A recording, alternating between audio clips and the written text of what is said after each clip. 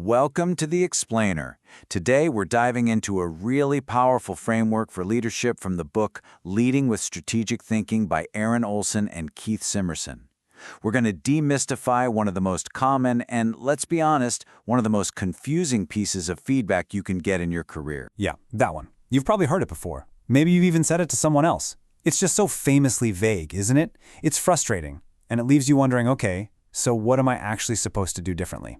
Does it mean I need to write a 5-year plan? Am I supposed to suddenly see the future? For so long, strategic thinking has been treated like this kind of mystical art, a special quality that's reserved for a handful of senior executives.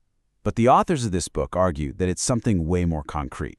It's something that can actually be learned, practiced, and applied by pretty much anyone. So, let's get right to it. What does it actually mean to be strategic? The book argues it's not just about having big ideas, but about turning those ideas into real, meaningful results. The authors define strategic leadership as what happens when your leadership actions are fueled by strategic thinking. It's not some abstract intellectual exercise. Nope. It's all about connecting your thoughts to your actions.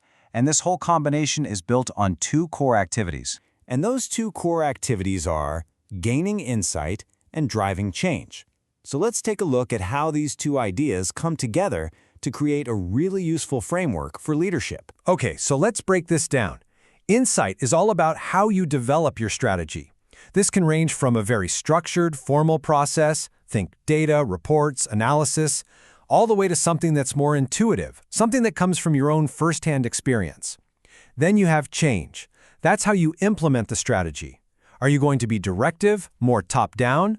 Or are you going to be participative, more bottom-up and inclusive? Now, this is where it gets really powerful. When you plot these 2 activities on a simple matrix, 4 very distinct and really potent leadership archetypes just pop out. So on one axis, you've got insight, going from process to experience, and on the other, you've got change, from directive to participative. Let's go meet the leaders who live in each one of these quadrants. All right, let's meet these 4 strategic leaders. Each one has a totally unique approach, and we'll illustrate them with some classic, real-world examples. First up, the visionary. This leader combines insight that comes from their own experience with a very directive style. They literally see a future that other people just don't, and they have this intense personal passion to make it real.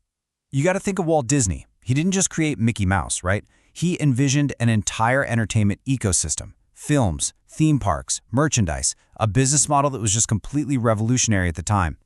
The risk with this style, though, is that the vision can be so powerful that the organization struggles to move on after the leader is gone, always asking, well, what would Walt do? Okay, in the next quadrant, we find the directive leader.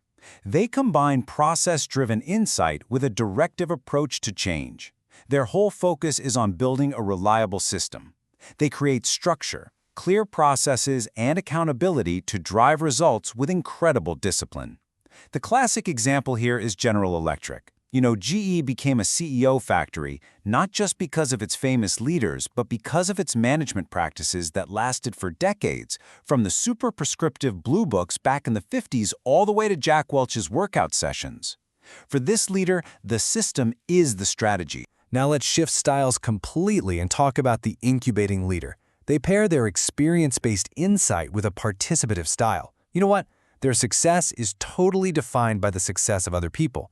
They create this whole ecosystem where innovation can just bubble up from the ground up. And 3M is the perfect example here. Their famous 15% time policy empowers employees to go and explore their own ideas. This is how we got amazing products like Post-it notes, not from some top-down command, but from a culture of experimentation and support. And finally, we have the collaborative leader. They use a structured process to drive change through participation. They focus on co-creation, building consensus, and finding that all-important common ground. The prime example here is Nelson Mandela's leadership with the Truth and Reconciliation Commission in South Africa. I mean, this wasn't just about justice, it was about healing an entire nation. Mandela knew that real reconciliation could only happen through a carefully constructed process that allowed all South Africans to participate and build trust together. So, after seeing these 4 archetypes, you might be sitting there wondering, okay, so which one is the best? But according to the book, that's entirely the wrong question to be asking. This quote really gets to the heart of the whole framework. When Steve Jobs, a classic visionary leader, told Tim Cook to do what's right, he was giving him permission not to be Steve Jobs. He was telling him to be adaptable. The most effective leaders you see don't get locked into a single style. So becoming a strategic leader isn't about changing your personality. It's about being intentional. You use this framework to diagnose the situation. You ask the right questions. What does my industry expect? What's the data telling me versus what my experience is telling me? And a big one, how much buy-in do I really need from my stakeholders? Then, based on those answers, you consciously select the right approach. You pick your play from your own leadership playbook. And this brings us right to the ultimate takeaway from this entire explainer.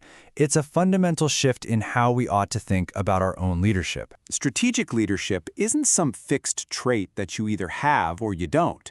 It's a set of skills and approaches that you can consciously deploy. It's not about who you are. It's all about what you choose to do, based on the context you find yourself in. So instead of getting frustrated by that vague feedback to be more strategic, this framework gives you the tools to ask a much better, more powerful question. Don't ask, am I strategic? Ask yourself this, what does my situation demand right now? Answering that question, well, that's the first step to leading with real strategic impact.